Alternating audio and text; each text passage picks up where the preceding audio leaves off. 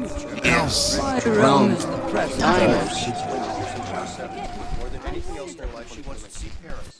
Hello, I'm Mark, And I'm Ruth. and welcome to the Else Realm Diner.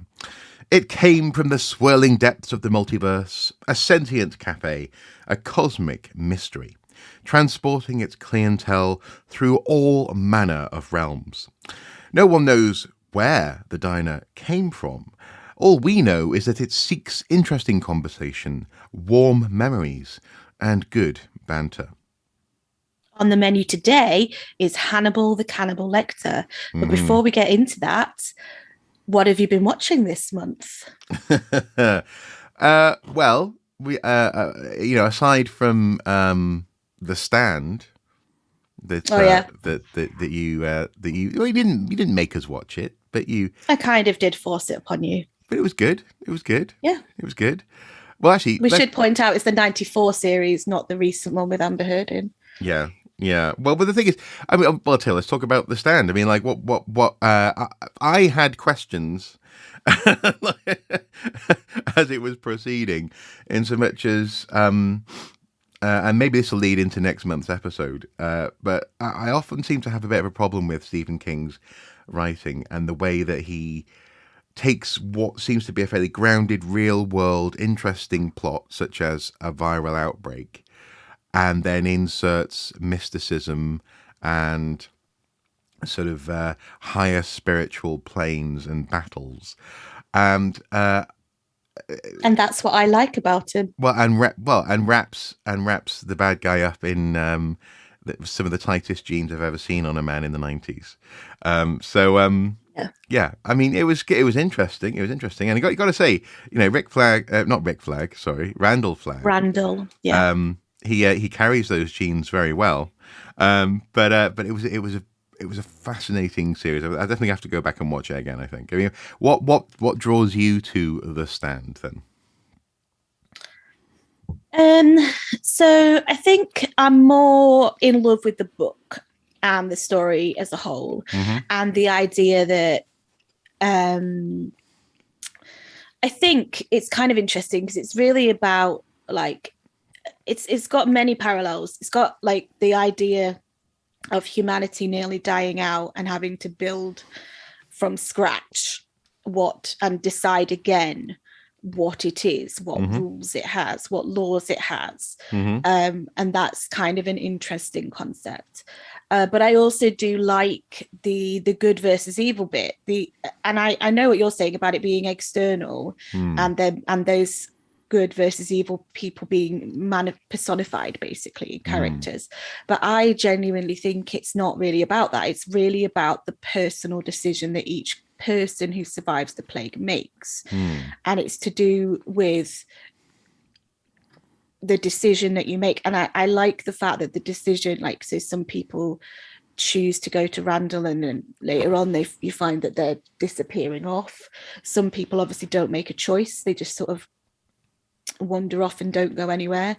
And it's really about those people that are choosing, and the fact that they are tempted over and over again. And it's a very internal struggle, and they're tempted with kind of, faith, sacrifice, all these kinds of things. And to me, that's a very real day-to-day kind of story about, not necessarily about a religious like story, but like a moral story of like, what sort of who person do you want to be? Yeah, how do you go about the world? How do you face interactions with people? Do you do it with like love and peace in your heart, or do you do it maybe selfishly? Maybe you're vindictive. And I think that, he takes it to an extreme in terms of forcing the issue. But I think at its core, it's a story about individuals in a collectively bad circumstance. Yeah, well, and I suppose the thing is, I should explain for people who haven't seen it or read it. people are tempted via dreams. So everyone's sort of in the wilderness, the wasteland of what was America, and they're being drawn either to a little old lady In Nebraska, who is called. Mother Abigail. That's it. I know they said Mother Miranda, but that's Resident Evil Village. That's very, very different. Very different. Oh, Lady Dimitrescu, stomp on me. No, so Mother Abigail. Mother Abigail. Or they're drawn to Randall. Who's in Las Vegas. Who's in Las Vegas, yeah. And so they're being drawn geographically in different directions. They're being drawn spiritually and morally in different directions. That is interesting when you describe it like that.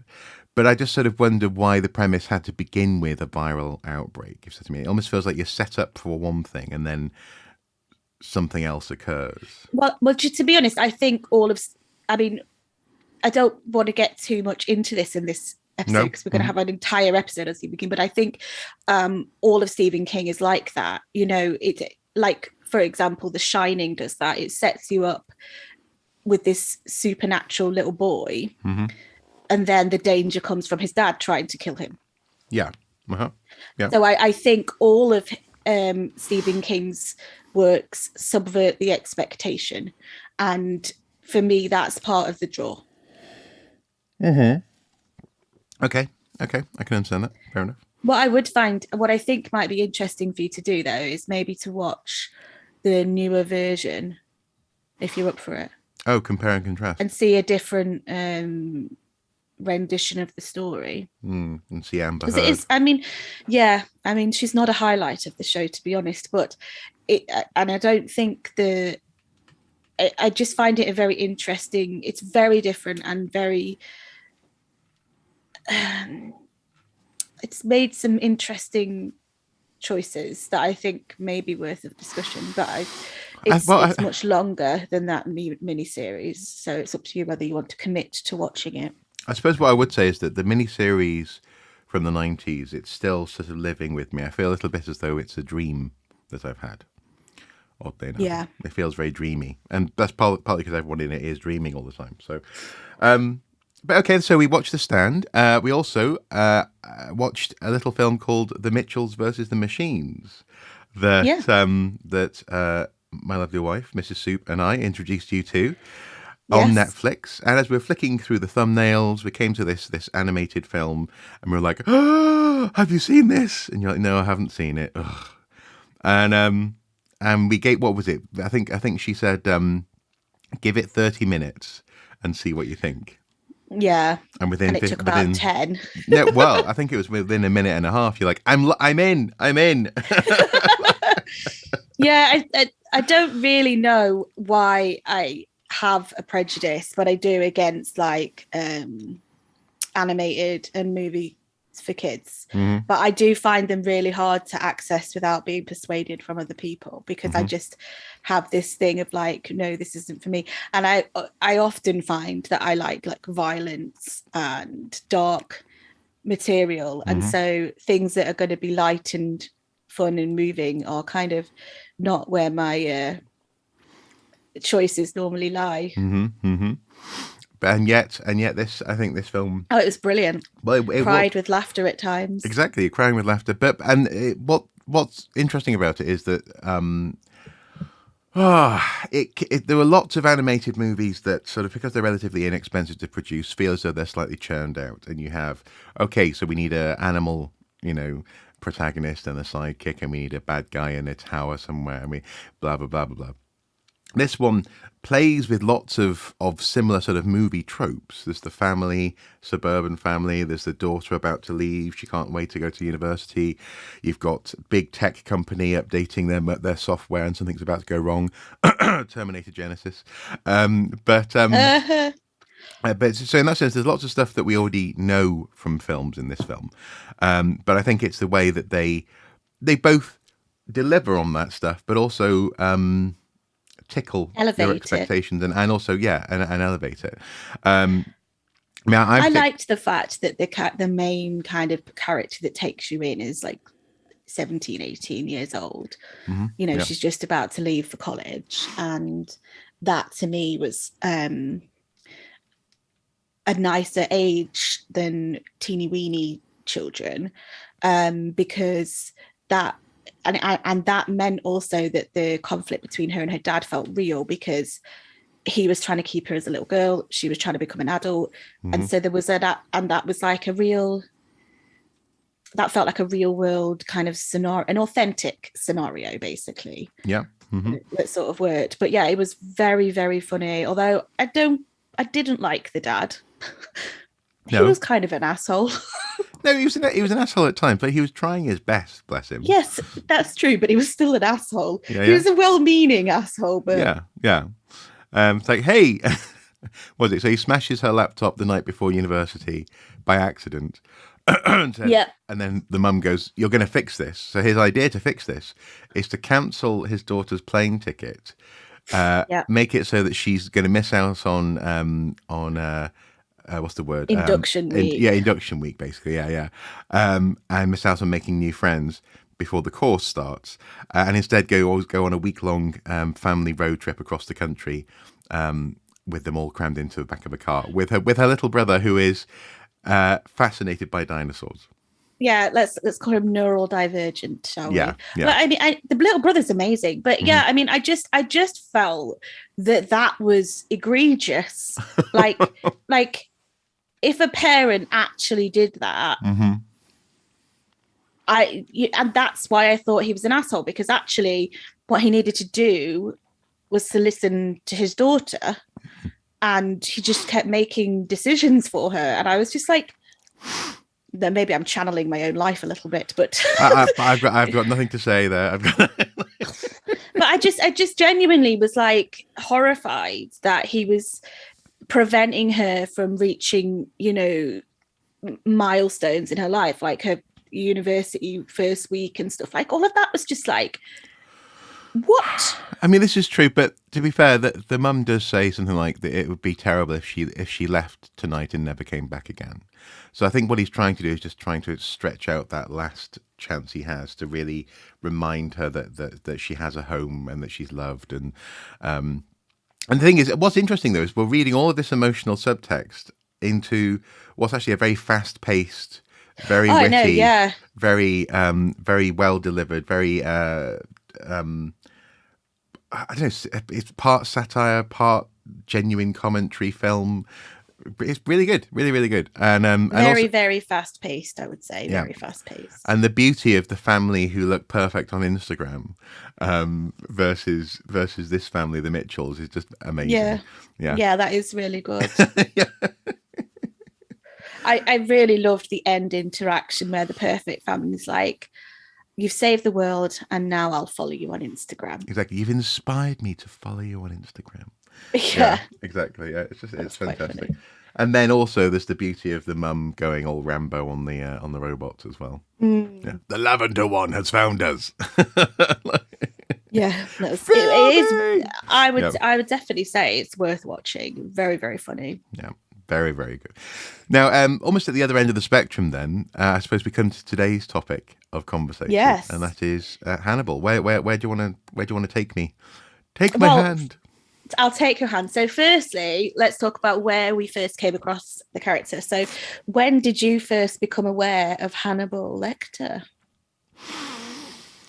At some point in high school, Hmm. probably fairly early on in high school, I feel as though initially the Hannibal the Cannibal occupied a very similar space in my mind to characters like the Crow, like Hellraiser, and these sorts of pop culture icons that existed in posters on other people's bedroom walls, or maybe were just about starting to be collectible figures, etc., in nerdy shops, but that I hadn't really seen the source material for.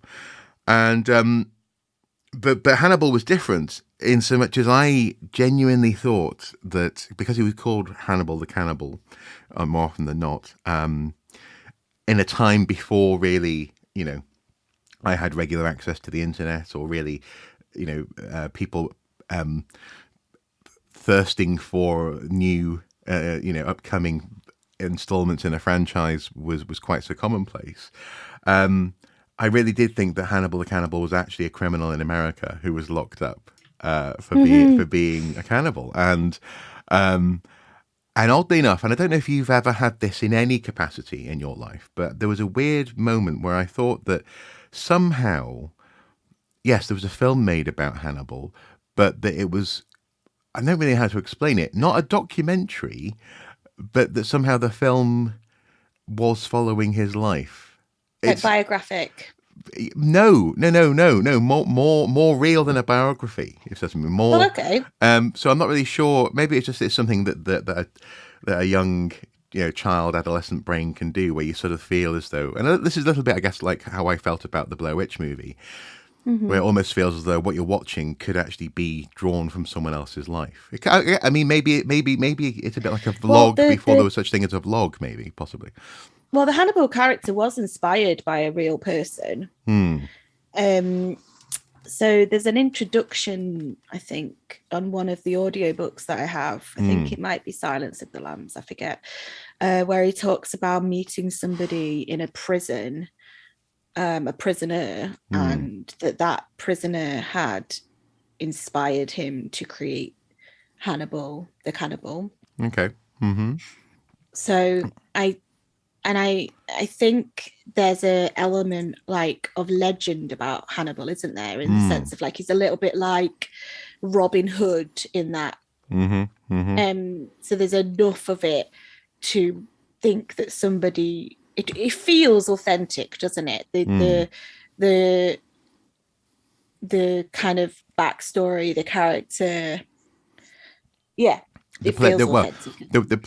The way that he's placed himself into society in a very particular way, Yeah, that you could understand how it's possible for him to victimize a certain group of people while also being lauded and praised and otherwise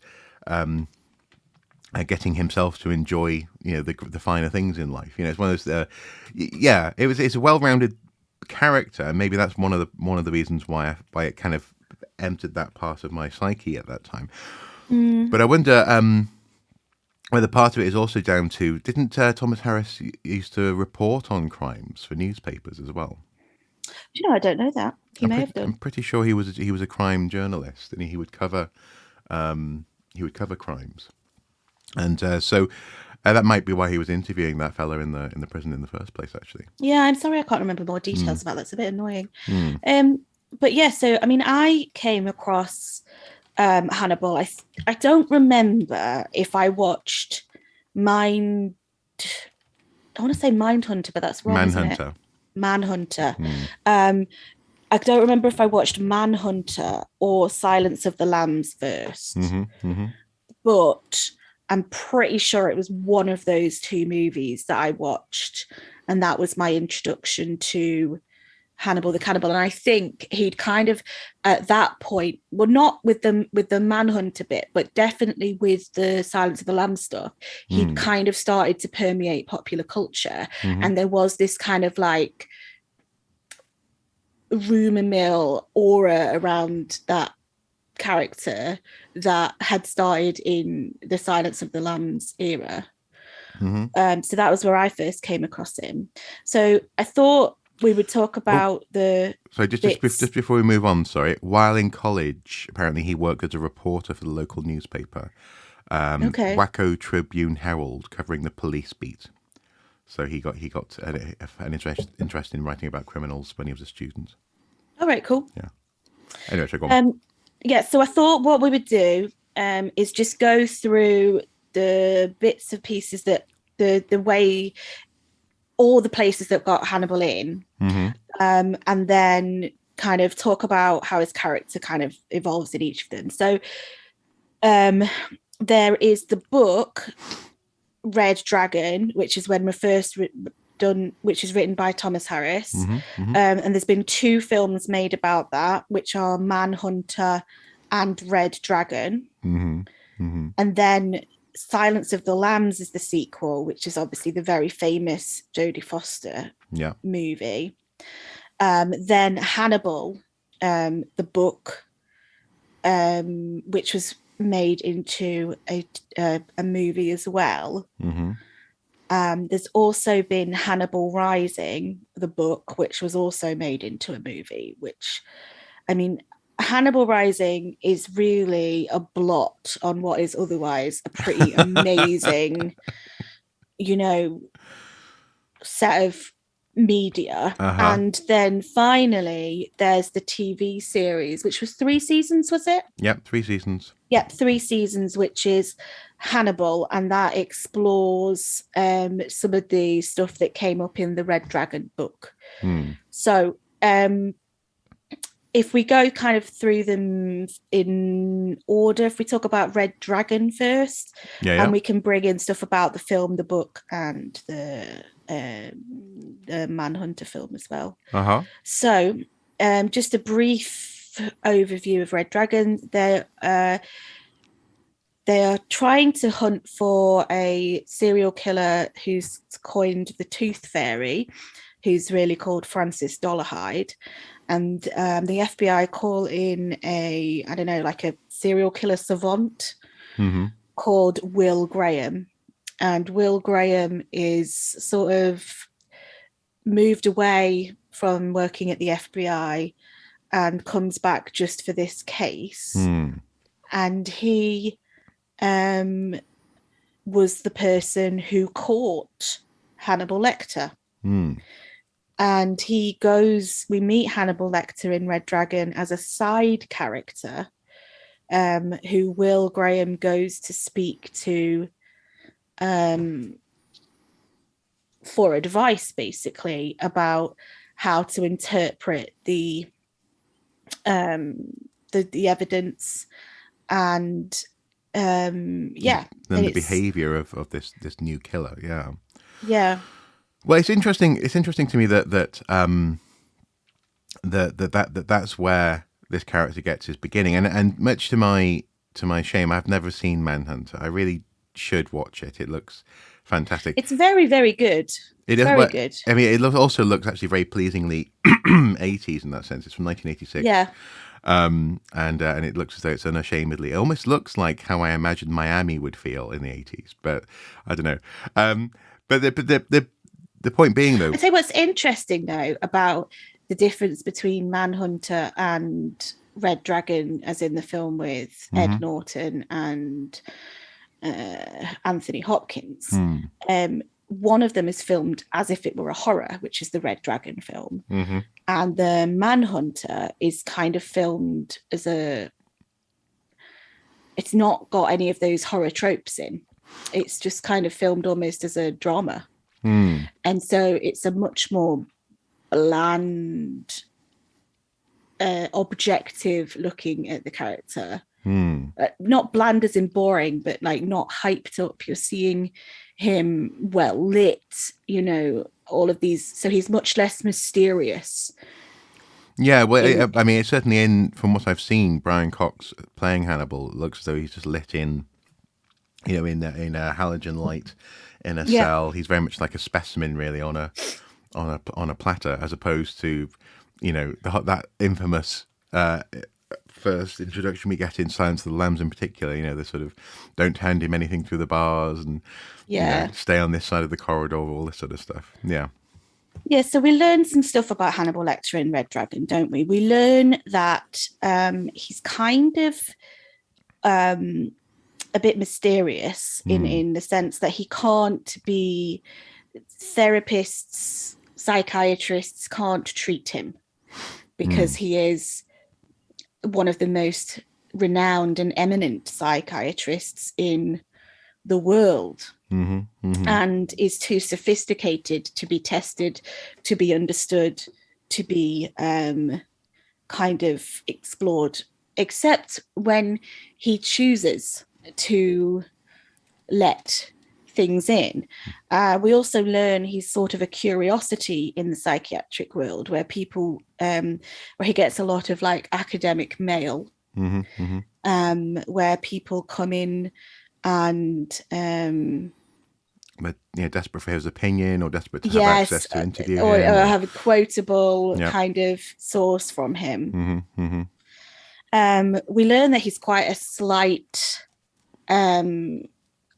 undangerous looking fellow. Mm-hmm.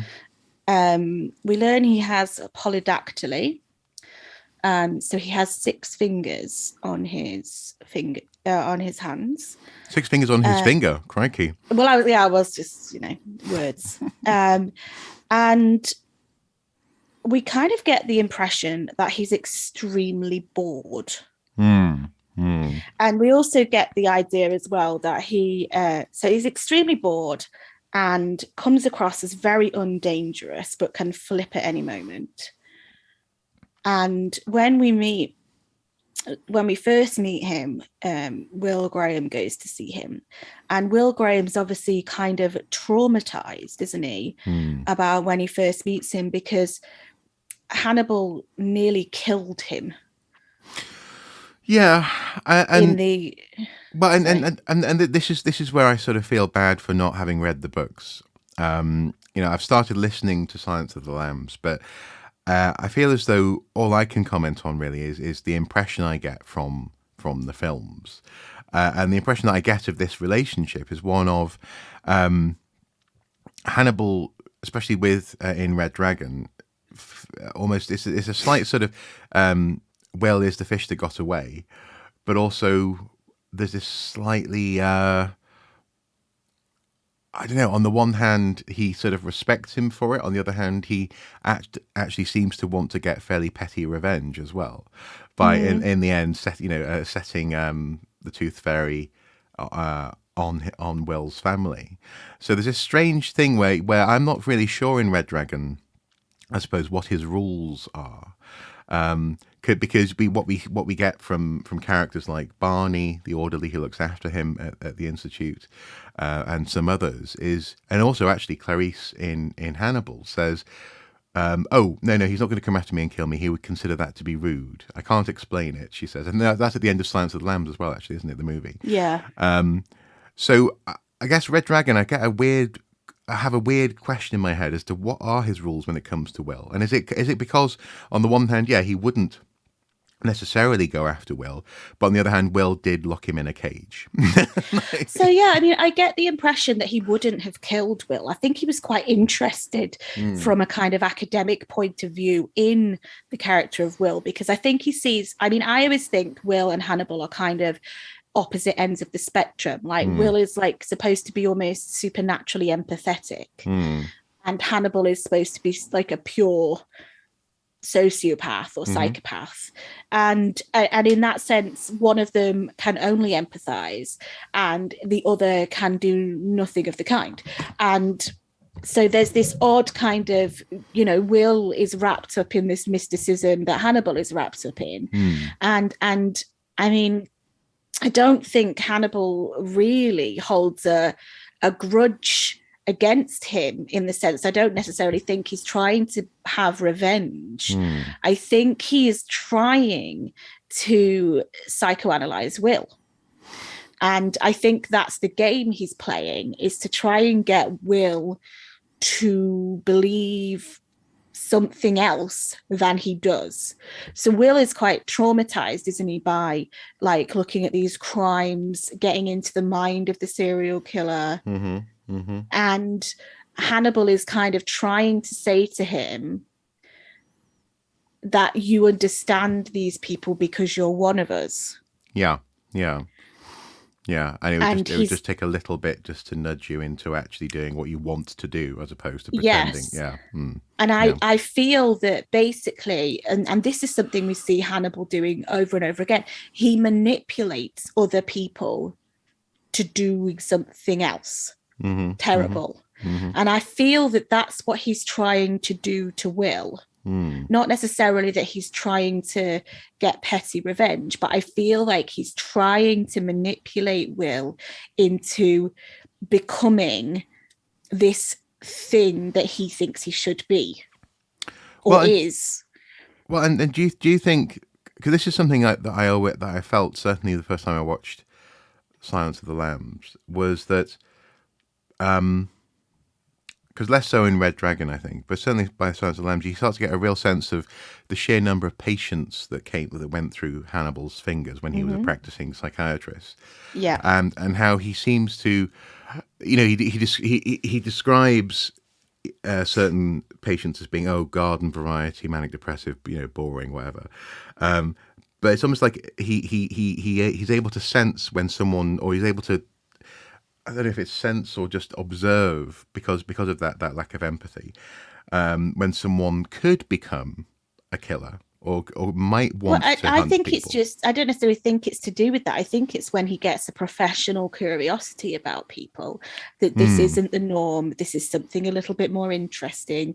And Let's he see where sort this of goes. pokes. Yeah. He sort of pokes. I mean, you see him do it later on, but he sort of pokes at Will in a way that challenges his safety, doesn't he? He sort of tries to, he sort of sends him things when he shouldn't have access to his address, and he gets involved in the case and sets the tooth fairy after him. And I think he's just messing with him. I don't think it's even as much as revenge. I think he's just got this professional curiosity with Will, partly because Will caught him.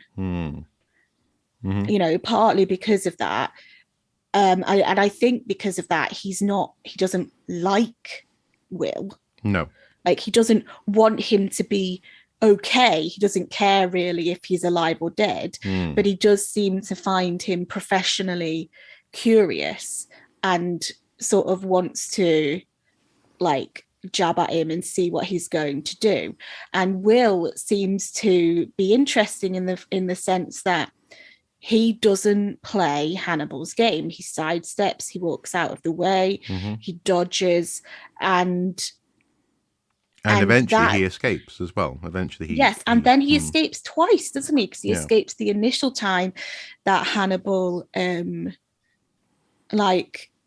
gets caught, and he escapes the second time when he sets the tooth fairy against him. So I think, and I mean, there's obviously a lot of potential in that relationship, which is why the TV series was made, because those two are a very interesting dynamic. They are, yeah. Well, and I mean, it's funny. I wasn't sure whether you wanted to stick to the chronological aspect. Well, I think actually, I probably do, but just as a little aside. Well, but actually, in that sense, it does make sense to mention the TV series at this point, because the TV series, for a start, doesn't have Clarice Starling in because they didn't have the rights to the character.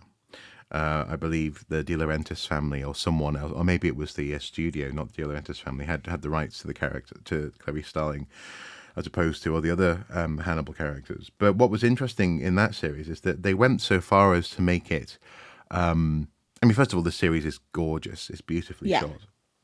But they went so far as to make it sort of like an obsession story, a story of, as you say, professional curiosity, but also that borders on, I don't know, siblinghood, blood brothers, something possibly even sexual. It was a very, I think, a very worthy exploration of the characters, but ultimately not. This isn't the Will and Hannibal from the movie universe, as it were.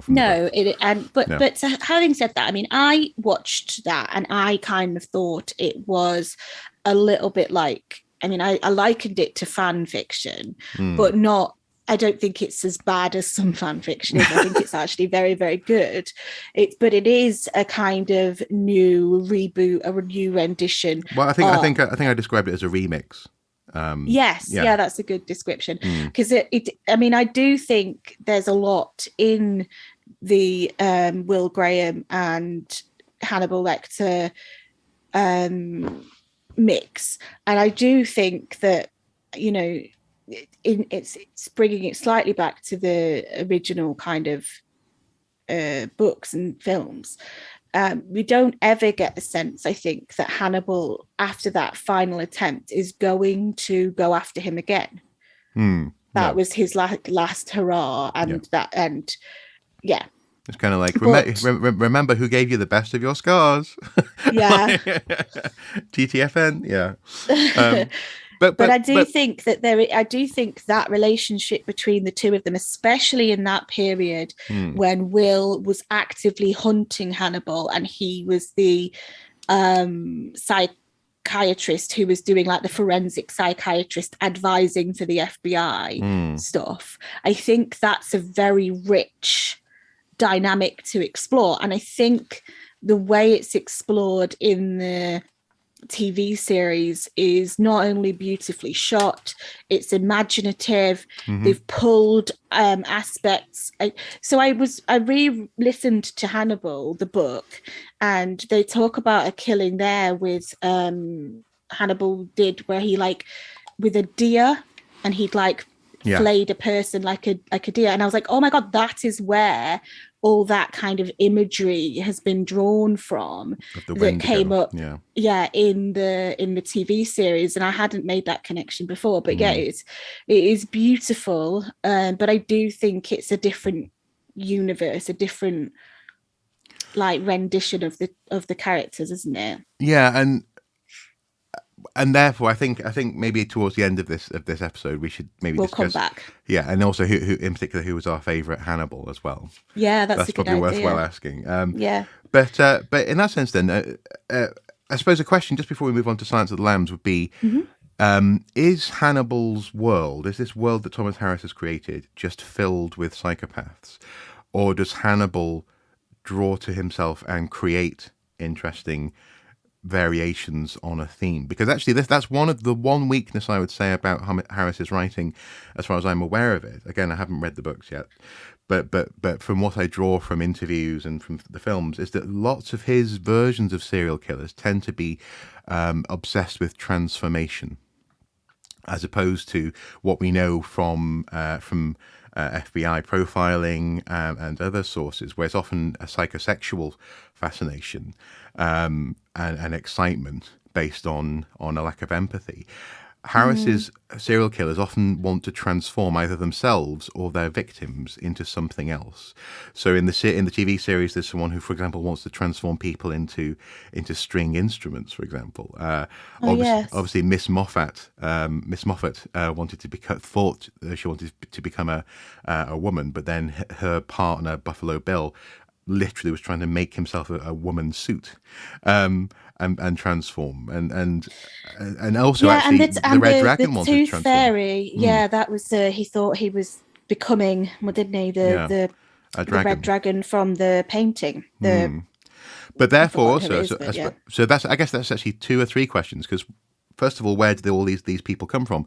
But also, what is it therefore, given that everyone else wants to transform, what is it that Hannibal's wanting to transform into as well? If the implication is that in this sort of version of psychopathy in this world, people are obsessed with transformation, what is Hannibal wanting? Because he seems to be quite still, doesn't he? He seems to be quite fixed. I don't think so. I think he isn't still. And I think the beginning of his arc starts in Silence of the Lambs and ends at Hannibal. Okay. And I think it should have ended there, except that they wrote Hannibal Rising. Okay, before we get into his character arc, though, it might be worth just spending a little bit of time on transformation, because there definitely is a theme of transformation running through Harris's work. So the Tooth Fairy is trying to become the Red Dragon, which, he's got a huge tattoo on his back, and it's based off a painting. Yeah. So he's trying to become this otherworldly being. Buffalo Bill is trying to become a woman, but not like a transsexual. He's kind of like making a woman suit out of dead women. And then we get on to Hannibal, which it is interesting that you're saying there's not a transformative element. I mean, we possibly need to talk about this a bit more in the because there's a big deviation in this between the book and the film that we need to mention. But the character arc within Hannibal, I do think, is transformative, and it's transformative for Hannibal in the sense that he is dealing with the trauma of what has happened to his sister. Okay. Okay. and you don't get this in the film Mm-hmm. because he basically doesn't it doesn't really happen. Mm. But in the book, he is transforming in terms of dealing with this trauma that has obviously been kind of the impetus for him to become a cannibal. Well, maybe I mean maybe a better word is metamorphosis then, actually, Mm-hmm. in so much as lots of the killers that interact with him and that he seemingly has treated are interested in physically breaking down and reconfiguring themselves into something that's not as weak as they think they once were, or Yeah. into something which is somehow scary and or powerful. Whereas the impression I get of Hannibal is that he is self-aware enough that he knows about his trauma, but also at the same time doesn't want to really necessarily deal with it. And so but the reason why I say he's still is that he seems as though he's hidden himself behind a sort of a professional curiosity, a sort of a world of complex and nuanced aesthetics and food and culture, Yeah. so that he's not actually dealing with the fact that that he might have eaten part of his sister at some point. So in that sense, he's not. Maybe that is actually okay. Maybe that's it. Maybe that is his transformation initially. Obviously, he transforms in terms of how he relates to people through Hannibal, and his relationship with Clarice Starling. But maybe his Mm-hmm. initial transformation actually was into a refined observer, as opposed to what could have been a crazed killer, perhaps. I don't know, but just interesting that a lot of the other killers, this theme of metamorphosis or transformation is so I mean, obvious. yeah, but also there's only two other serial killers that you deal with. So it's Yeah, not like you're drawing on like a huge wealth to necessarily have a big pattern. And I think probably it's much less interesting than this theme of metamorphosis. It's probably that those two characters were the most interesting renditions that Harris could come up with. true, but also I guess I'm also drawing on the TV series. So there's a character who's Yeah. trying to transform But people into honey, for example. did he write that? No, no. So I think So again, that's people that's drawing on the a theme. Yeah. yes, Mm, that's what I think is happening there. mm, mm. So I do think there is an element of transformation, but um, if we talk about the arc of the character, we get. So I'll just give you. I mean, we've mentioned his backstory. So his backstory is told in Hannibal Rising, but it's very hinted at previously. So him and his sister were kidnapped by, I think, German soldiers. They might have been Actually, there were local soldiers, Bohemian local soldiers, who were soldiers, wanted to be in the SS. right? Yeah, And there wasn't any food, and Lithuanians. they killed his sister Misha when he was very young Mm-hmm. and ate her. And Hannibal may or may not have eaten her too. And that was the beginning of him becoming the cannibal. And he's obviously got some issues with that. In Red Dragon, you don't really see his backstory. He's just kind of he is static, I would say, in Red Dragon. He's part of the dressing, he's part of the scenery. Mm-hmm. And when we get into the Silence of the Lambs, again, I wouldn't say he's static. He's almost invigorated by the introduction of the Clarice Starling character, Mm. and this kind of propels him into this situation of escaping new Mm-hmm. part of his life. And I get the feeling that he'd maybe got complacent and she kind of gave him a slap around the face and woke him up. So you think almost as though he was becoming accustomed just to being in a box, drawing pictures of Florence, and just be Yeah, and resigned fucking slightly. with people is kind of what I got with the interaction with him and Will Graham was just like, this is what it is, blah blah blah. And that every so often he'd meet somebody he didn't like and he'd, I don't know, cut their tongue out or something. But he was, that he wasn't necessarily thinking future, I have a life outside whatever. these walls. Yeah. Yeah. And I get the sense that in Silence of the Lambs, he suddenly felt like there was this kind of turning point, this opportunity. There was more out there to experience, to I enjoy. Can love again. I can love Yeah, again. yeah. And then in Hannibal, I think it's about him. To be honest, I think Hannibal's very complex in terms of what happens to his character, but he So that's does. Hannibal the story, you mean? Yeah, the Yeah. book. Yeah. I do think he comes to a place that I don't believe he's come to before, which is where he sees another human being as an equal. Mm-hmm. Mm-hmm. In Clarice Starling, Starling. Yeah. and yeah, and he finds an equal in her, a partner, and they go off and have a life together, a romantic life together. And I don't believe that he could have done that earlier, because he shares stuff with her that's part of his healing, and vice versa. Yeah. I mean, again, I haven't read the book, but from what I understand of the Hannibal book, as opposed to the Hannibal movie, he also kind of transplants into her psyche elements of his Oh yeah, sister. no, it's So very it's complex. yeah. No, well, he doesn't quite. It's not quite like that, but yeah. Well, I mean, we'll talk about that properly, because if we, but I what I would say is I don't think he's a static character. Is basically my point. I think there is a character arc. I think it's an internal character arc. I think it's very complicated what happens. But it starts, I think, in The Silence of the Lambs, which we need to talk about now. So, do you want to start with Silence of the Lambs? Well, Silence of the Lambs was the first time I came across Hannibal the character, actually, as opposed to the concept or the sort of the pop culture crumbs that I was getting from the world around me.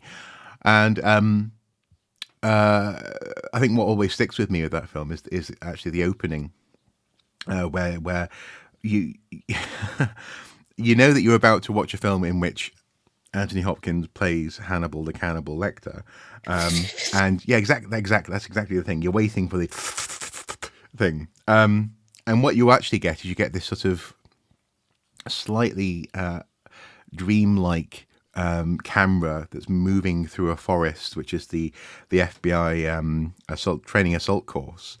And Clarice Starling, Jodie Foster, is out on the course when she's approached to go to her boss's office. Her boss being Jack Crawford. Crawford, yes. Her boss being Jack Crawford. And I like the way that as with Jaws, as with as with the Dark Knight movie, as with films like the Marvel universe, the big bad thing that's turning up is augmented by the fact that people spend most of the film talking about this thing that you haven't yet seen. Yes. And so she's there in the office. She's looking very small, very literally. There's a shot, isn't there, of her in the elevator, surrounded by all these other men who are also in training, jogging costumes, and they're all like 6-7 foot tall. She's like 4 foot something, or whatever, maybe 5 foot something, but she looks tiny. She's there looking at the notice board where Jack's tracing the progress of the Buffalo Bill, and to know that she's being sent to go and interview a killer who may have insight into Buffalo Bill, and the implication being that he's more dangerous, is interesting, because she's clearly kind of fascinated, but also you get a sense of there being something to be scared of when it comes to Buffalo Bill. But then, what the heck is this thing going to be that's down in the dungeon in the asylum? And then, of course, another thing that's so powerful, and this has been used over and over again in Criminal Minds, the TV series, and in all manner of other films, is the rules. You get the rules before you're allowed to go in, and this happens in sci-fi. When you pass through the portal, do not touch any plants. Do not, this kind of thing. This idea that as you're going in, actually, that 1408 does this as well. The movie where where there's the hotel room, and Samuel Jackson Yeah. is explaining, we treat the room as though it's filled with poison gas. People are allowed in there for 2 minutes at a time. We turn down the bed, we fold the toilet paper into a triangle, and then we leave. Well, in this instance, again, the rules all the way down the stairs into the basement, into the sort of the lobby area where you see tasers on the wall and stuff like that that's ready to stop people get breaking out. Then beyond the bars, and then Barney, a friendly face, but nonetheless a face that's Yes. saying, don't hand him anything, don't, be Yeah. polite. There's a chair on your right. It builds up to that wonderful tension in that film, and the whole thing feels as though it's ramping up to what's actually, and I double checked this morning, amounts to 16 minutes of screen time in Silence of the Lambs.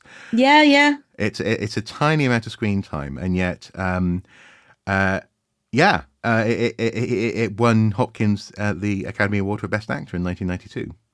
So not only I think is the performance great, but I think the film knew that it was leading you inexorably down this path, deeper and deeper, more and more specifically, until you met the man himself.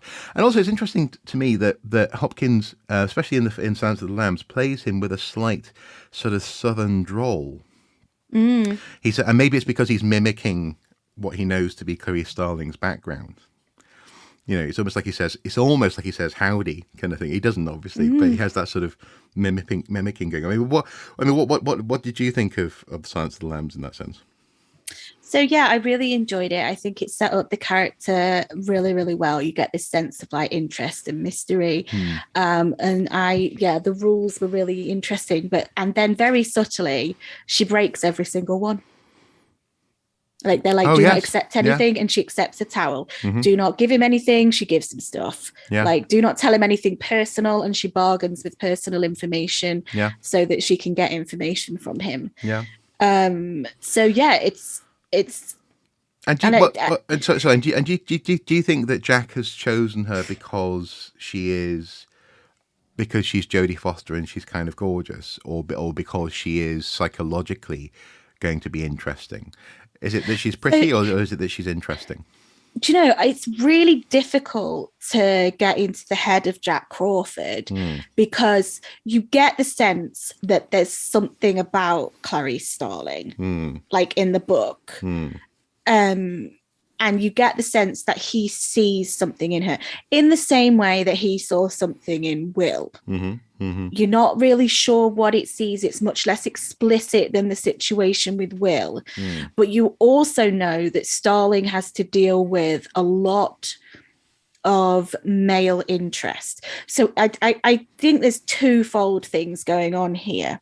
So firstly, Dr. Chilton, who is Hannibal Lecter's fumbling, bumbling, shitty little doctor, who is trying desperately to be made famous, brought up in the world by being Hannibal's psychiatrist and treating him. He thinks he's caught a whale. He can slowly dissect it.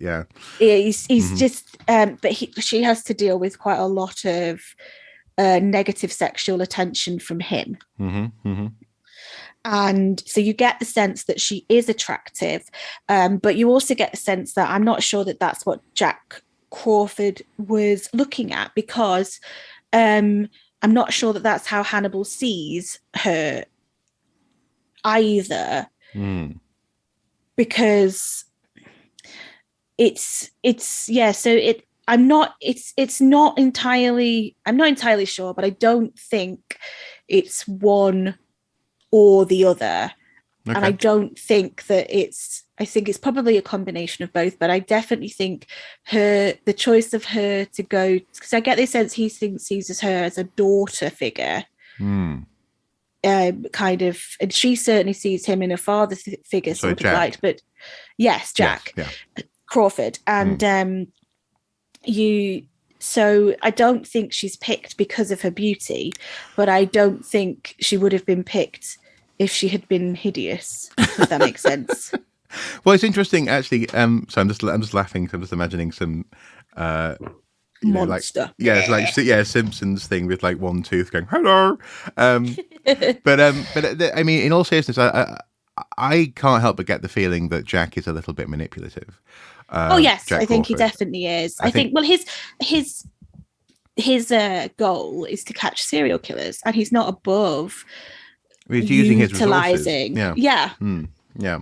And one of the resources is Hannibal, and the best way to use that resource is to use another resource yeah, to get the most out of him. And presumably by this point he knows that Will Graham is a spent asset in that sense, or at the very least yeah. doesn't want to do this ever again. But I get the sense at the end of the Red Dragon, Will won't. Yeah. Like he's escaped Hannibal's influence twice, and he's like hardline, no. Yeah. And I don't think his wife would be like, yes, you could go work for the FBI again. It's been so good for you the last couple of times.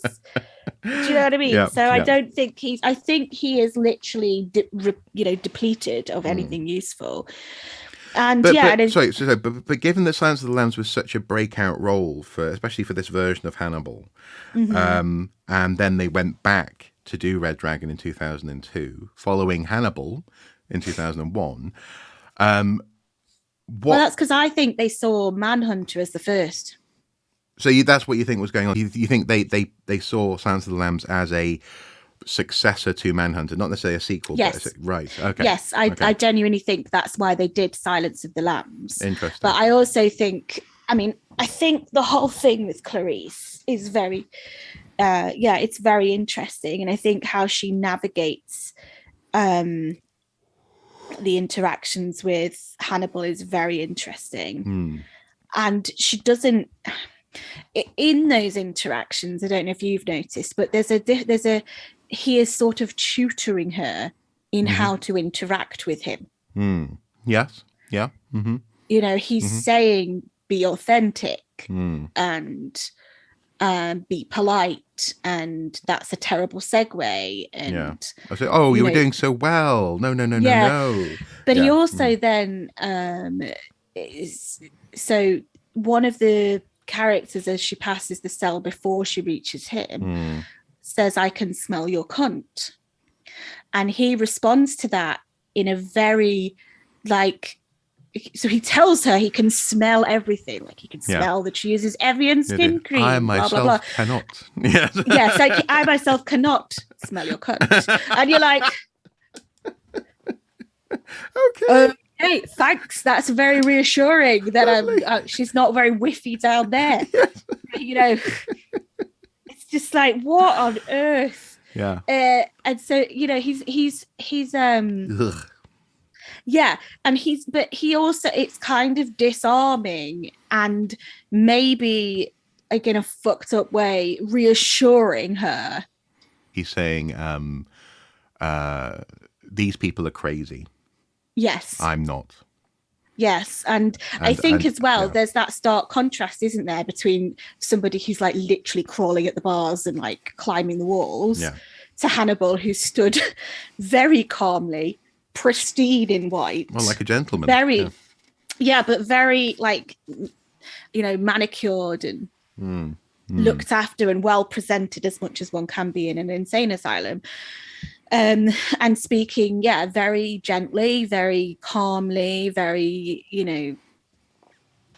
and eloquent. he's, and disarmingly, I think, not presenting as dangerous.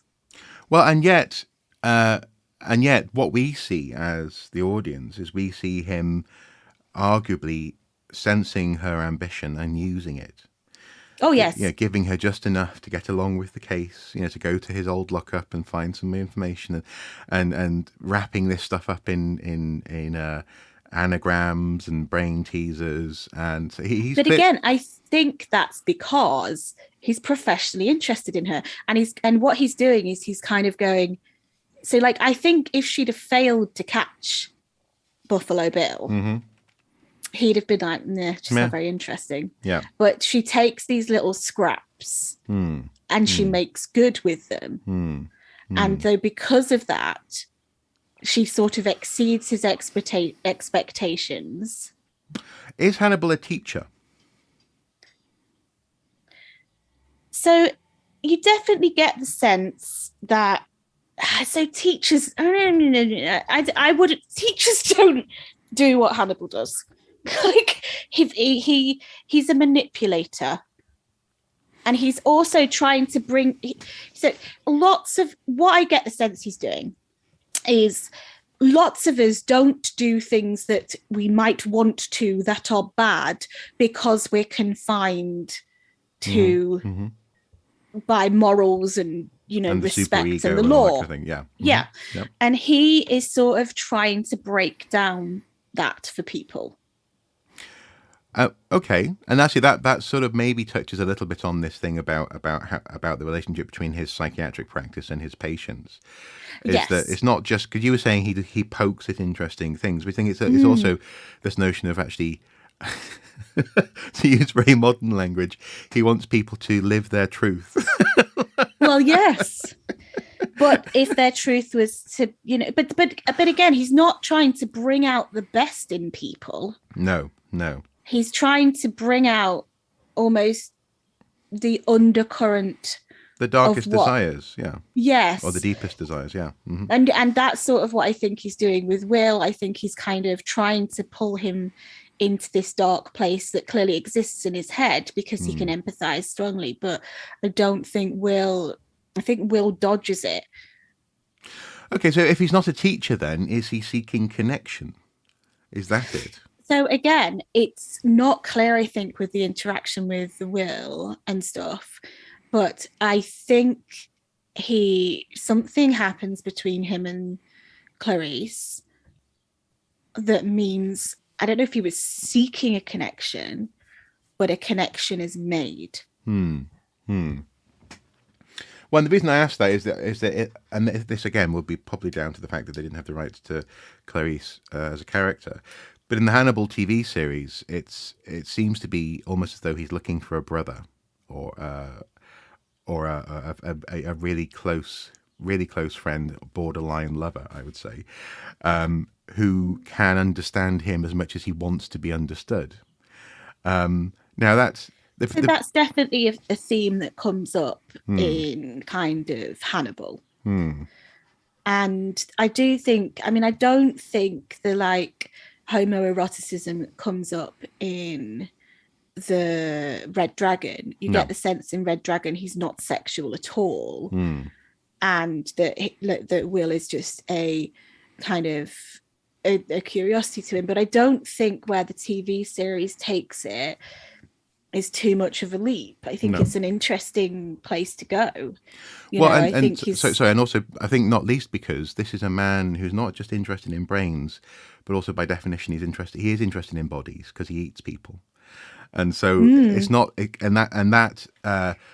when he's analyzing others, it's clear that in the analysis out comes elements of sexual frustration, etc. So I wonder, because a couple of, I feel as though we're slightly straying from the structure that you laid out in terms of film by film, but it's interesting how thematically in Silence of the Lambs, she actually says, "Can you turn that keen intellect on yourself, Hannibal? Do you have what it takes to do that?" And I guess that maybe that's at the core of this character, is that he has surrounded himself by this, in this protective bubble of, I am a professional psychiatrist, I get to analyze people and look at them and manipulate them as I see fit.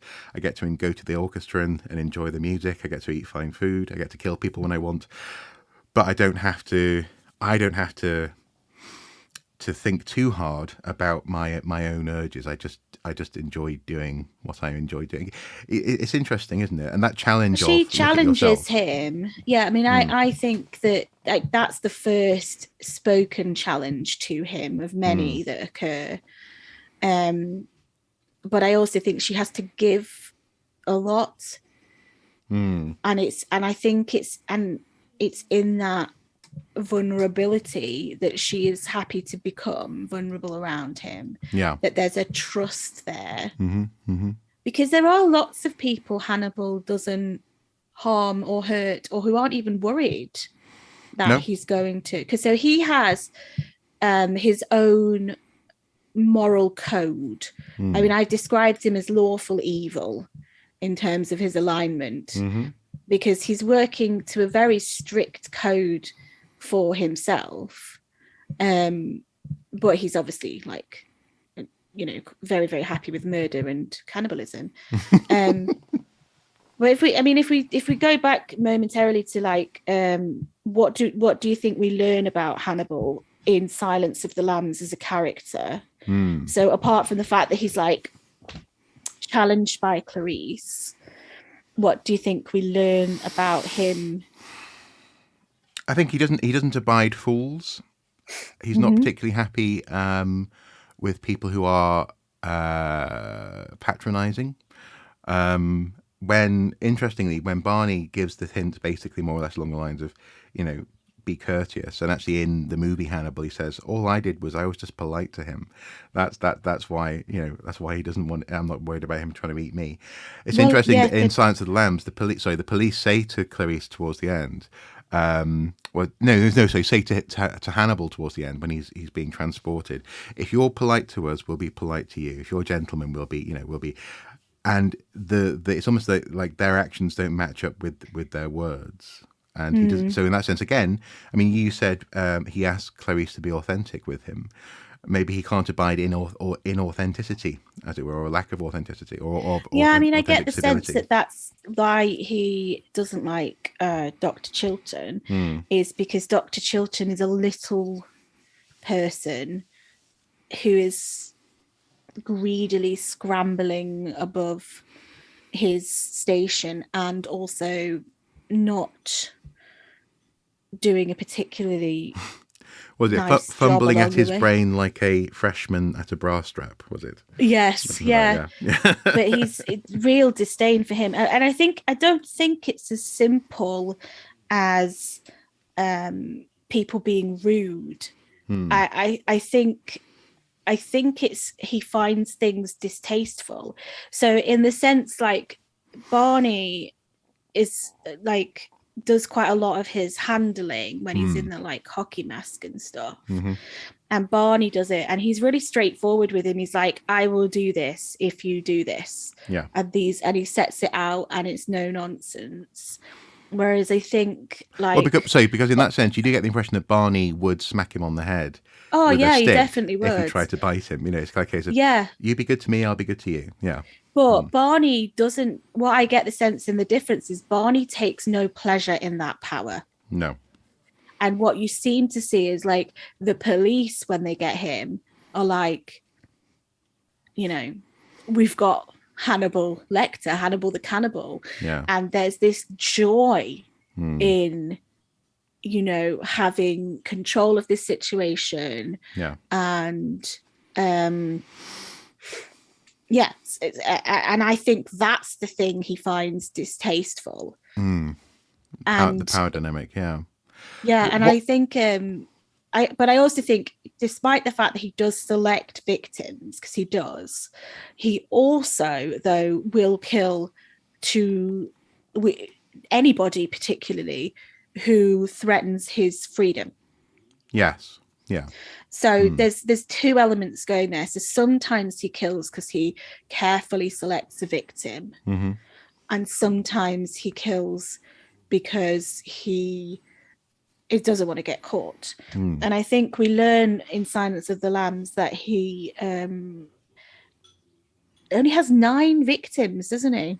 Yeah, he's relatively unprolific in that sense. But I get the impression that these are victims that we know about. I suspect he's probably because the other thing that comes out in the films and definitely in the TV series is that for him some kills are like going to the supermarket. I fancy a kidney tonight. I'm going to go and find someone who's on my list. I love that in the TV series he has a Rolodex. He just goes through and goes, "Oh, this guy, I didn't like this fella. I'm going to go and kill him." Or this lady. And then other kills are performance art, and he will take time over them, and he will, for example, the way that he splays out the police officer in the end of Silence of the Lambs like an angel strung up from the ceiling, with his back opened up like wings. That's not about eating. That's not the supermarket kill. That's a kill which is based on it's It's performance, art. it's art, it's making a point Yeah. about how this man treated him, and it's a sort of form of revenge, which again with Will Yeah. we sort of see he's not above this, and this is what I find interesting about his character is that, I mean, when push comes to shove, I actually really like Hannibal. I think he's an anti-hero. Yeah. I actually really like the character. I love his handwriting, for example. Okay. Yeah, um, but uh, but also what I see because in him is someone who also doesn't recognise just how small and petty his violence can be. Actually, so Yes, I would agree with that. so Yeah. in some ways the performance art, I feel as though he's expressing himself. He's clearly also a polymath. He can draw, he can do analytical psychiatry, he can do, he's clearly an accomplished medical scientist. Well, and in Hannibal, he does like astrophysics and theoretical physics maths that you would just be like, no. Yeah, So, I exactly. mean, in that sense, he is almost supernatural. Oh, yeah, but there are people like that. So, in that sense, Yeah. he's meant to be a genius, and yet, and this might be the thing that he's constantly hiding himself from this truth that actually, yet he can just cut someone's throat and just have this really blunt murder, as opposed to actually something which is almost a commentary on society, as he Yeah. might think that otherwise his killings are doing. And therefore but the thing is, for me, those are his most disappointing moments, but also I think those are those, coming back to this number of victims thing, those are the killings that just don't register, if that's what I mean. Well, I mean, to be honest, I don't think that's a disappointing moment. I think that makes him rich as a character because it takes him away from being this supernatural kind of difficult to kind of pin down thing to having like real human pettiness. Yeah, And yeah. I think that kind of contrasts quite nicely with the aspects of his other parts of his personality, which some of which are very grandiose. And I like the fact that those two contradictions exist in him because it makes him interesting. He's this guy with this ornate mind palace, yet also Yes. he can just slash a bitch, kind of thing. Yeah. Yeah. I mean, I that is part of his allure to me. Yeah. Because I also think that you see an interesting thing within Silence of the Lambs because you learn that he treated Jame, not James. Oh, Jane. Yeah. Yeah. Yeah. And so that's a different thing. So, like, it's very interesting to me that Hannibal clearly, once those Buffalo Bill murders started happening, and he was obviously finding out through the media about it, because he obviously gets the newspapers and stuff while in the insane asylum. He knew, he had figured out who it was, which was different from the story in the Tooth Fairy, where he was utilizing the clues in the same way as Will, although the Tooth Fairy did contact him. Yeah. But that was very interesting to me, that he had this actual insider knowledge because he had treated this very damaged individual. And you get the sense again, he hadn't treated him. He had explored his psyche. Yes. Yeah. And that another instance in the TV series is when there's this guy who has sort of body dysmorphia and feels as though he is a beast of a prey animal. He feels as though he has to hunt.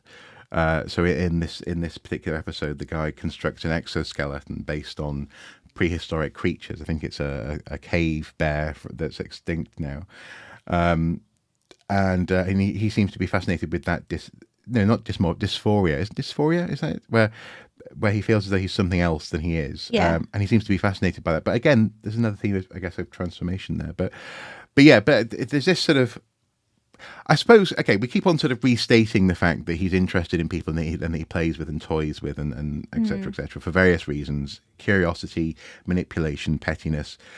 I suppose a question would be: would you ever want to have him treat you? No. Quite simply. Well, no, but the thing is, I don't think he treats his patients in a conventional medical way. I think he goes through I mean I think I get the impression that he did whatever with the boring uninteresting people and just went through the motions, and then I feel like he was a little bit more I think he explored people rather than treat, like as I said, rather than treating them, he wasn't doing it to help them. He was doing it to interest him.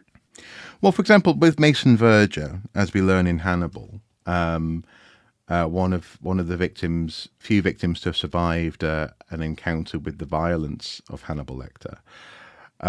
He it's implied, certainly in the film, that he does what he does to Mason because he sees Mason as a slightly disgusting thing, and he sort of wants him to reveal his own face, as it were. Is a slightly disgusting thing. But that's interesting, though, if because we've just been describing Hannibal as someone who lacks empathy and lacks doesn't. Why would he care whether Mason Verger is a disgusting creature, as opposed to or merely just fascinating?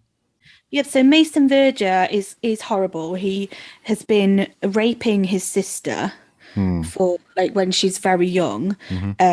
He tells her to eat the chocolate. Yeah, it's really he's foul. He also is somebody that, as revenge, breeds pigs that will eat Hannibal. Yes. Yeah. He is not a well-balanced or likable character. There is something in him that is inherently amoral, pretty disgusting, and he's basically wealthy and able to get away with it. So he's a masochist. I don't really know. No, sorry, sadomasochist. Sorry. Yeah, but he's. I mean, he is just he is not a nice person, and I mean, I don't get this. I get the sense that Mason would inspire hate in most people, and you don't get that in. You get the sense so I think like what Hannibal does to him, which I don't know if people know, but Hannibal drugs him up and sort of manipulates him into cutting his own face off and feeding it to his dogs. And so Mason survives that, but has to be ugly and can't talk properly because he has no lips left, and is in a lot of problems medically, and is not healthy and fit anymore. And you get the sense that that's the damage because his vanity was injured. And so, but he's not a nice character. But I mean, Hannibal also treats Mason's sister, called Margot, who is obviously a victim of rape multiple times at the hands of her brother. And this is the thing, he's not really helping. He doesn't get her out of that situation. He doesn't stop that from happening. But what he does do is he plants the seed in her mind that at some point she will kill him. Yes. Yeah. And so, and he likes Margot. But you very much get the sense that he doesn't despise her at all, but he's not making her safe. There's no duty of care there. What he does instead is damage her brother, probably renders him incapable of raping her, to be honest, but it's not great. But also then plants the seed that at some point her revenge will be that she's going to kill him, and that will be the catharsis that she needs. Which is interesting. It's just definitely an interesting, definitely an interesting route for therapy for that siblinghood, I guess. Well, yeah. But also as well, because it's interesting. Because at the beginning, when I was talking about almost the mythical creature character of Hannibal, you said like Robin Hood. Now, obviously, you're from Nottingham, so I guess that might be one reason why Robin Hood might pop into your head initially. But also, I feel as though he is a sort of Robin Hood in so much as, because you also said that people are restrained by their super ego or social norms from living a life that they might otherwise want to live, and it almost feels as though he's stealing from from the rich and giving to the poor. He's stealing from people who are so unrestrained, such as to be utterly irredeemable monsters, and giving that sort of power and experimenting with that power with other people. He sort of hands it to Margot. He hands elements of it to Clarice. He seems to want Will to take that for himself as Yes. well.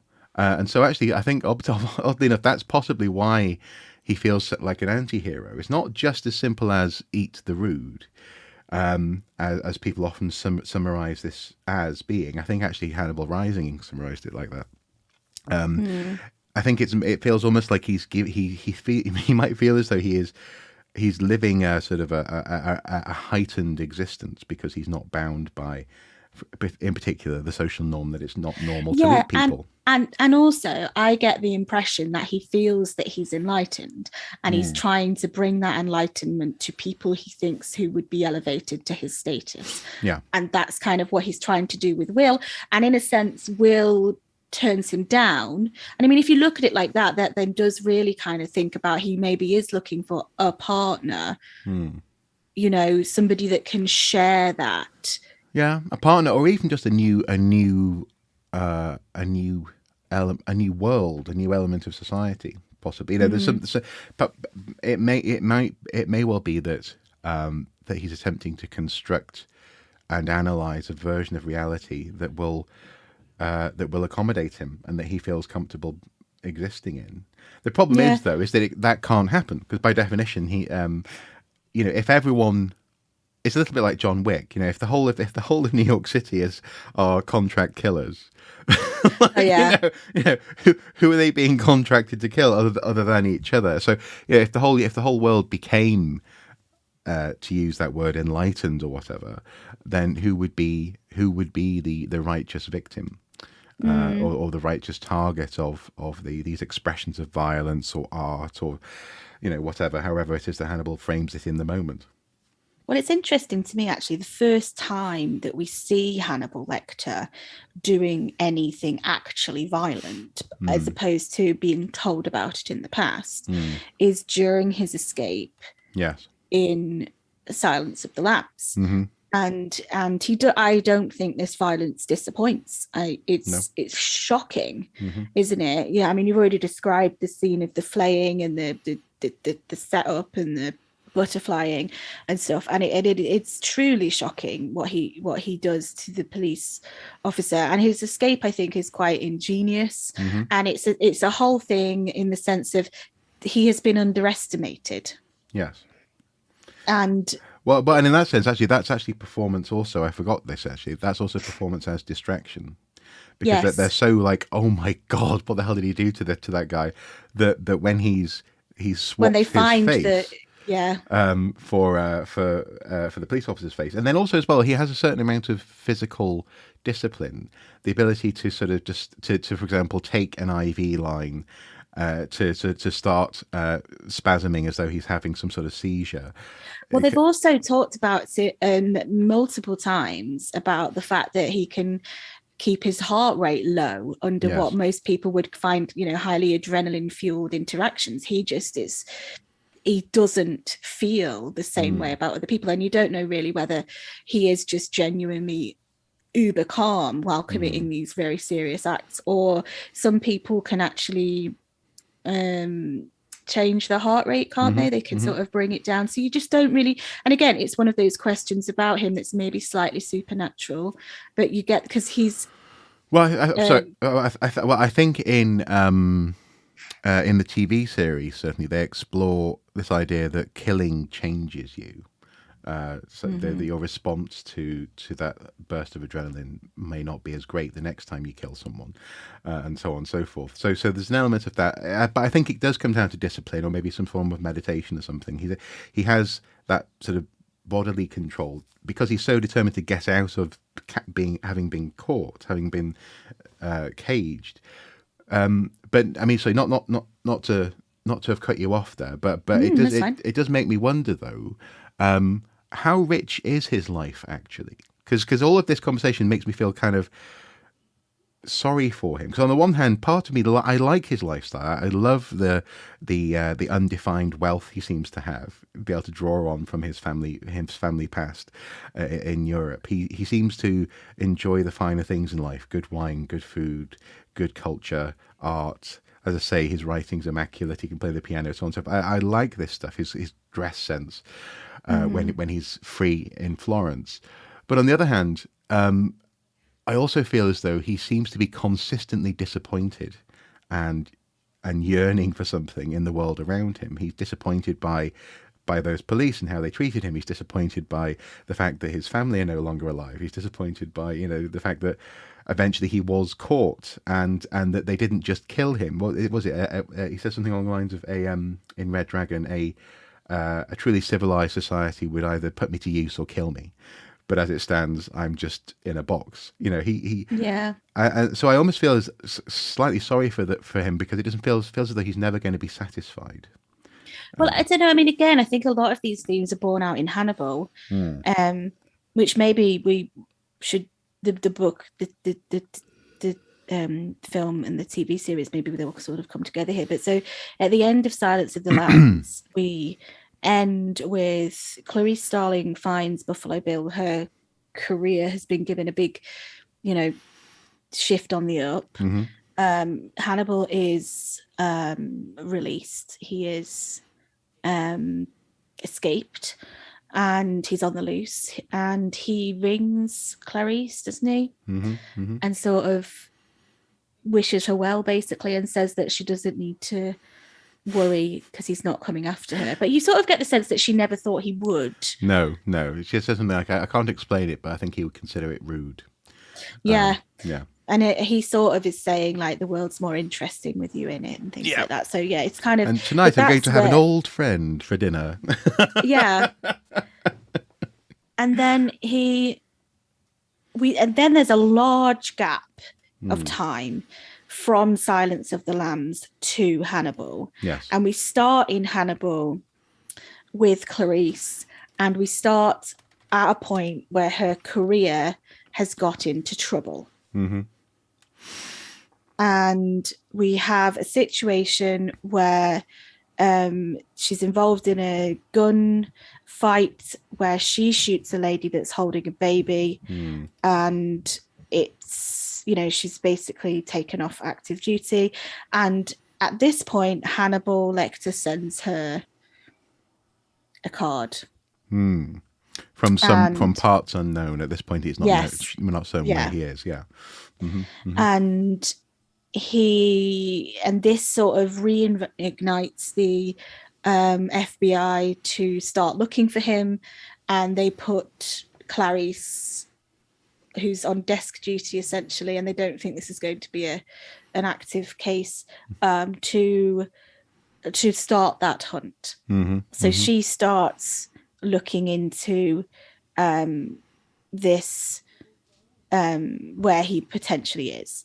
And you sort of get this sense, as I listened to the book again, I got this sense that the pair of them are kind of fascinated with each other. Like, she collects all these artifacts. She has like a big FBI kind of evidence shrine about Hannibal Lecter. She's making phone calls. She's trying to find out where he is.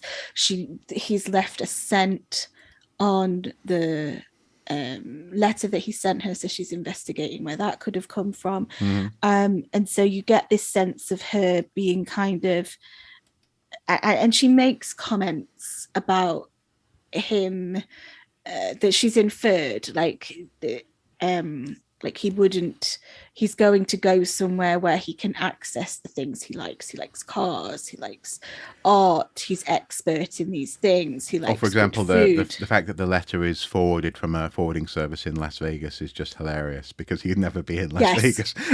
Yeah.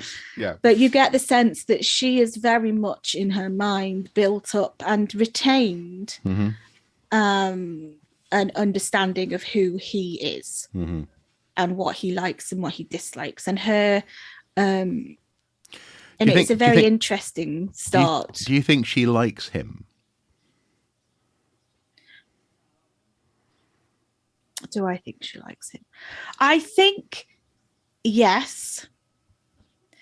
I think in a way she is she's drawn to him. Mm-hmm. I don't necessarily think it starts off as like No. in a so I certainly think in Silence of the Lambs she's drawn to him, she's sucked in. Mm-hmm. She's interested, she's captivated. I wouldn't necessarily say she likes him at that point, but as the relationship develops, Mm-hmm. she sort of, I think they get into a mutual place of interest slash like with each other. They have both revealed things, Yes. and I think the fact that he's left her alone to pursue the career which he knew from Silence of the Lambs was her desire, Mm-hmm. Mm-hmm. Is very interesting. And it's only when that starts to fail that he gets back in contact. Sorry, So in that and sense, then do you think that he feels as though he has given her career and that he is sort of responsible for making sure it continues to be a good one? I think he thinks he gave her the leg up. I don't think, because he didn't. You certainly in the book you get the sense that he didn't think she would necessarily be able to get there on her own. No. And the fact that I think she achieves and does the lift up that she wanted from the career, and that he was able to have a part in that ambition that she wanted, was very important to him. Mm-hmm. And that because that was what she wanted, I get the feeling that he kept away from her, although kind of maybe had a dispassionate interest in keeping up with her about what was happening. And it's only when the semblance of that career is gone that he sort of is like, he initiates contact, he starts this cat and mouse game, and it's a strange meeting of equals is now how it is. However many years have passed, 8 years or something have passed, and they're meeting as equals, because previously they weren't equal. She was a trainee. She wasn't at his level. She was quite naive, green, and now she's a consummate investigator. She's very skilled, she knows what she's doing, she's very experienced. And as they start this back and forth of hints and tricks and teasing of each other, they're sort of magnetically pulled towards each other, I feel.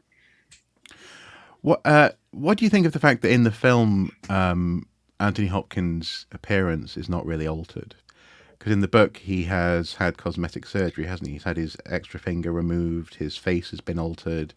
He's known as Dr. Fell in the book for a while. I kind of ignored it, to be honest, because I think it's one of those things where it's a film medium and they wanted the same actor, and he did such a good job in Silence of the Lambs that you can almost forgive the fact that he didn't look different. And I mean, he didn't have polydactyly, did he, in the no. In the film, in the films. And it kind of, again, it's one of those kind of like supernatural kind of details, but I find that quite interesting, that he then had to go and have surgery and he looks different, and he's always having more plastic surgeries to kind of stay on top. I mean, I question how different you can look from plastic surgery, really, but it didn't bother me, because I think he's in Florence, isn't he? I mean, how many people in Italy are going to be sitting around looking at the FBI's most wanted pictures? Well, indeed. So it's kind of fine for me. Yeah. But I do, something I love about the film Hannibal, and when I first watched that movie, I really didn't like it. I didn't, because it was so different from Silence of the Lambs. I felt, well, actually, because it's chasing him as opposed to chasing someone else, and having him consult, I felt a little as though I don't know. It felt somehow shallower in terms of a story. I don't know if that makes sense, but maybe Yeah, it does. it's because you didn't have the this sort of idea of him being a wellspring, a mysterious depth of water or something from which knowledge was being drawn to further another investigation. But actually, the more I watched that, and the more I understand of what I understand of the book, and also in the context of the TV series as well, the more I appreciate that what we have there is arguably Hannibal attempting to. It's almost like he's trying to live a fantasy life at that point. He's attempting to yes, he's on the run, but also he's thinking, what can I do? What can I do? Where do I want to be? How do I want to be? And that in terms of an expression of himself is an interesting one, because I'm not sure, again, if it's authentic. Does he like the trappings of being a librarian at a medieval Italian library? You get the sense of no, because he's still going out and killing people that annoy him. Yeah. People that touch the books in the wrong way or play badly in a musical concerts, and he's just like, so I think he's trying to refine the world. But I mean, this is where I think like the film lets his character down a little bit, because it almost leads to nothing. Yeah. He doesn't really go to where he goes to in the book. So to tell the story of the book, to the film. So the film, he sends his letter to Clarice, doesn't he? She's looking for him. She's in a race with the Italian police. Yeah, and Mason Verger, who is trying to find him. He does a quite a lavish, like, kills the Italian investigator who finds him in the style of Judas, the painting where he's like gutted and hung. Judas, well, and also his own ancestor who was hung from the same windows, apparently. Oh, really? Yeah. I've forgotten that detail. But yeah, so again, we get this flamboyant, grotesque, artistic, murder, righteous. Yes, it is. It's very, but again, I find that like contradiction, just that's what draws me in. But yeah, so eventually he comes for Clarice, doesn't he? He comes back to America for Clarice and is taken by Verger, and she goes to rescue him. And during the course of that rescue, he basically kidnaps her and takes her away to a unknown location. She's drugged, she's kidnapped, and he invites Ray Liotta, who I can't remember what his character's name is, to dinner. Sleazy FBI agent, who they chops the top of his head off, and they have Paul Krendler. That's the character name. Yeah, Paul Krendler. Yeah, they have they eat his brains. And at the end of the film, Clarice tries to arrest him. They get handcuffed together, and in order to escape, Hannibal cuts his own arm off, wrist off, doesn't he? To get out of the restraint thing, and he escapes. And you get the sense in the movie that there's this romantic relationship between the two of them, but that she'll never break free from her restriction of, I am a police officer, I must chase you, and he will never stop killing. And so there's this longing that's completely incompatible. And actually, if you don't mind me carrying on my extraordinarily long monologue. No, it's absolutely fine. In the book, something else entirely happens. So it's pretty much the same up until the point where he takes her, kidnaps her. And at this point, he is giving her drugs, and he is psychologically treating her. Basically, he's manipulating her to try and break down particularly the desire that she had to succeed in law, which comes from the fact that her dad was a night watchman, and he died when she was quite young. She wants him to be proud, blah, blah, blah. And so he's treating her and exploring basically her daddy issues while she's under lots of psychotic drugs and stuff. And he's actually gone to the effort of digging up her dad's remains. Like, Okay. I kid you not, like he planned this. Mm-hmm. And what he claims he's trying to do is create a space in Starling for Misha, Mm-hmm. his sister, to Mm-hmm. exist. So he's trying to put Misha back into the world by implanting her personality into Starling. Mm-hmm. Mm-hmm. Now, Clarice is quite responsive to some of this treatment. Like, she does get over the daddy issues. She does pack that away. And that almost frees and liberates her from this desire to stay in the FBI and the fact that she's going to pursue this lost career. Mm-hmm. And she does come to a place where she's not necessarily seeking out father figures again, but she resists when he tries to make her Misha, Mm-hmm. and says that there's space in him for Misha, Mm-hmm. just like there's space in her for her father's memories. Mm-hmm. And that she wants to, and this surprises Hannibal. And it starts.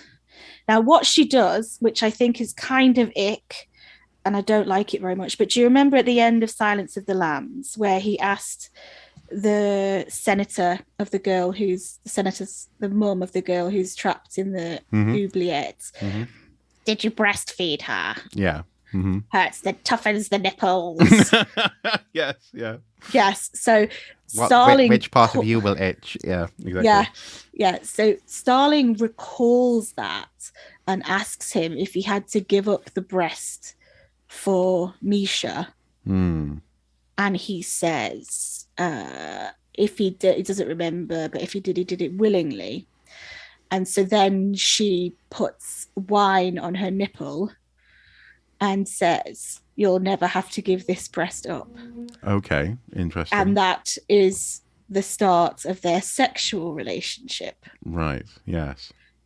And it's very interesting because in the book you leave them almost as soon as this has happened, and you get this kind of little dialogue of the fact that she has been hypnotized, and she will come out of that hypnotism if she hears a particular frequency of a bow chord, when like a crossbow chord, and but that she's actually willingly in this situation, and that they're basically traveling all around the world together, enjoying the fineries of life on the run together.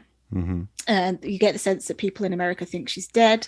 And Barney comes back, and Barney is the last person that sees them, and obviously he knows both of them well, and he's going to the opera, and he wanted to go to all of the operas because Hannibal taught him about opera when he was incarcerated in prison in this thing.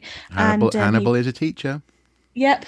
And so Barney was going to do that, and he sees them, and he doesn't go and see the rest of the opera. He literally leaves with his friend. They just get the hell out of there because he does not want them to know that he's seen them. I mean, they do know, but you get this sense that you're then leaving these two to their strange, fucked up life, and there's a question of whether that's consensual, whether because but and this is what I say about this. It's like, he is Hannibal the Cannibal Lecter. How do you think that kind of character would go about romancing a lady? Well, yeah, you're right. Yeah, you're right, and that's this is where I suppose this is where my admiration for the character, as much as I do or can admire such a character, absolutely comes to an end. Is that he doesn't seem to be able to naturally share his enthusiasm and love of things in a deep way with people without there being some sort of manipulation involved or drugs involved. Yeah. We see it somewhat also as well in the TV series, where instead of a Clarice Starling character, he has kidnapped another female FBI agent under Jack Crawford's care. And given any length of time when he's not going to eat you or kill you, it looks as though he cannot resist drugging and messing with your psyche and breaking you down and Yeah. reprogramming you. And maybe this is where actually he is ultimately irredeemable. It's not the killing, it's not even the eating. It is the fact that he doesn't seem to be able to resist trying to make the world the way he wants it to be and make other people Yeah. the way he wants them to be. He actually doesn't, as much as he, I mean, we've talked about how he wants people, jokingly to live their truth, or that he's helping people handing people power as he sees it, or enlightenment. But actually, I think possibly what he's actually doing is he's just going, do you know what? I think it's the equivalent of going into someone else's living room and going, do you know what? I think this room needs a red accent wall. Yeah.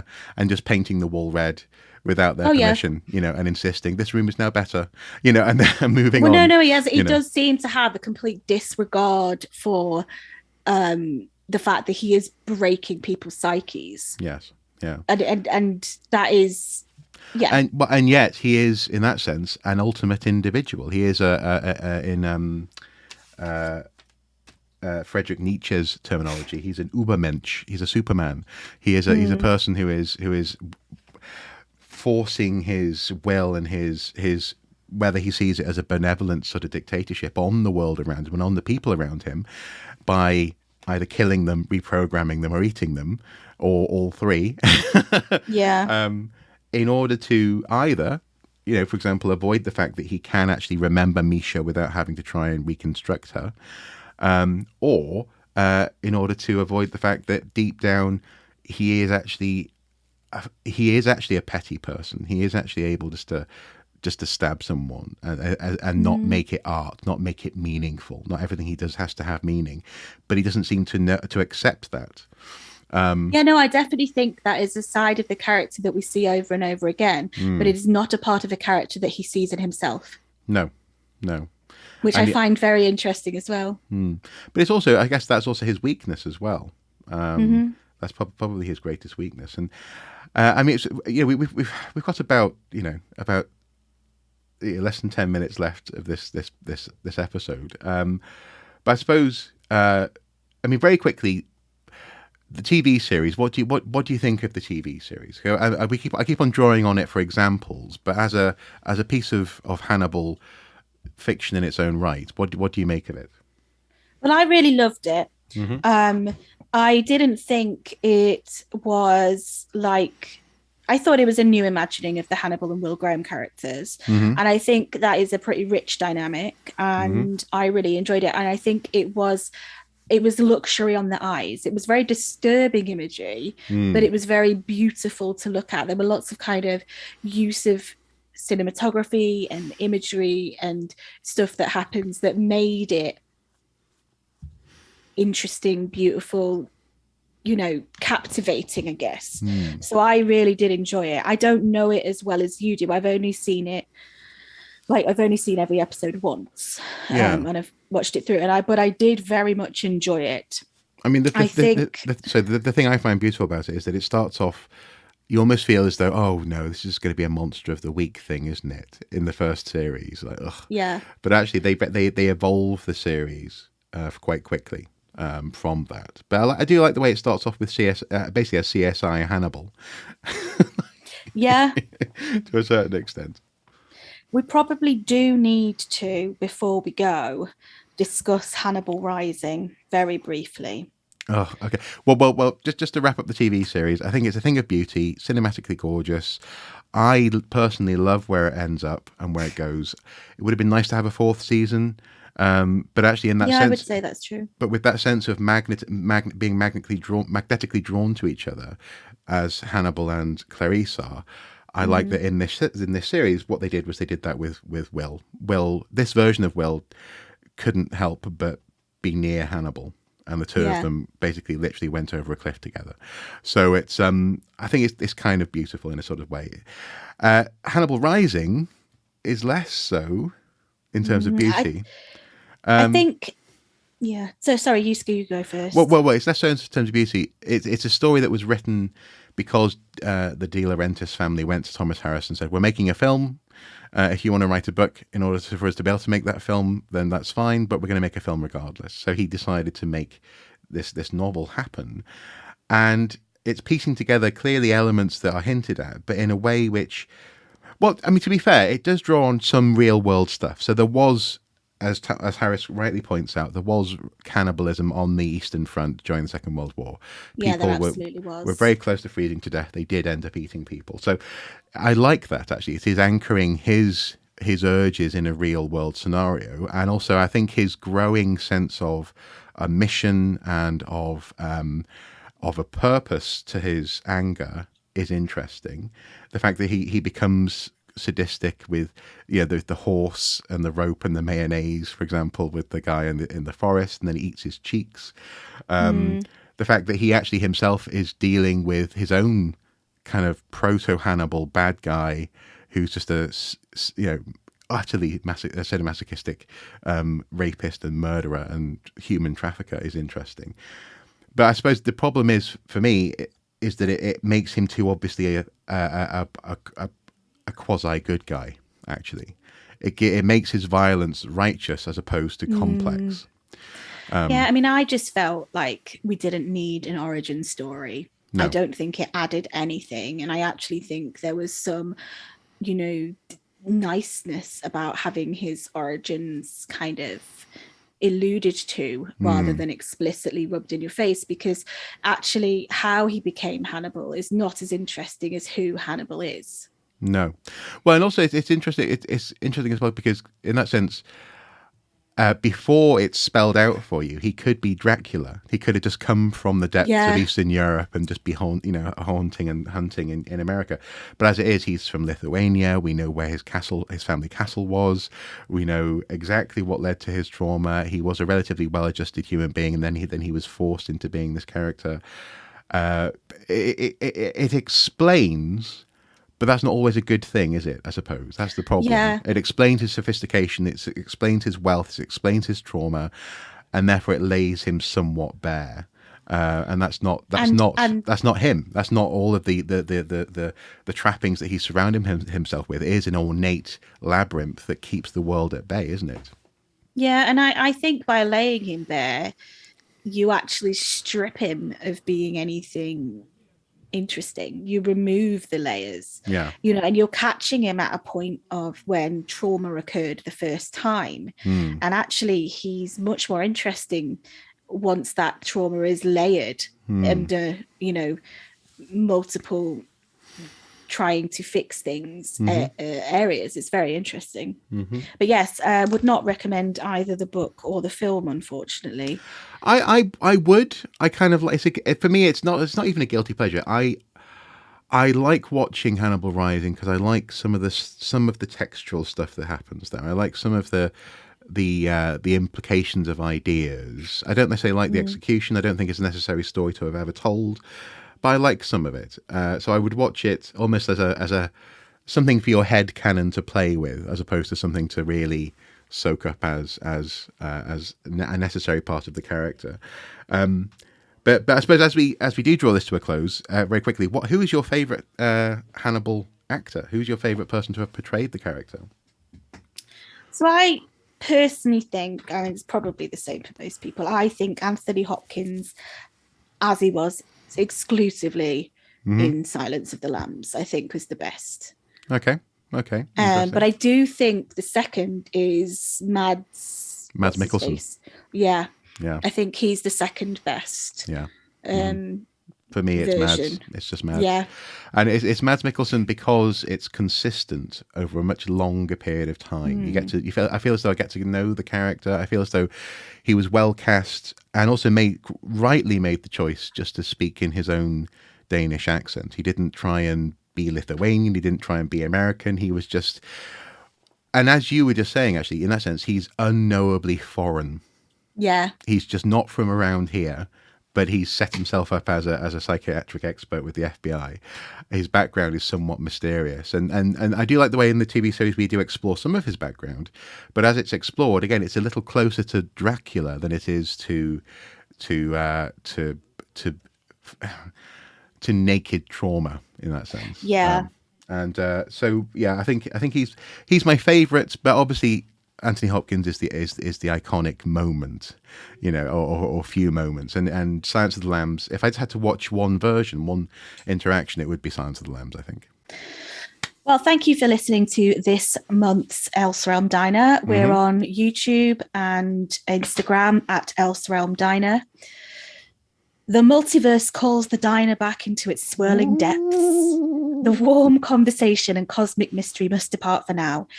We will materialize again somewhere new in time and space to discuss Stephen King. But for now, it's goodbye from the Else Realm Diner.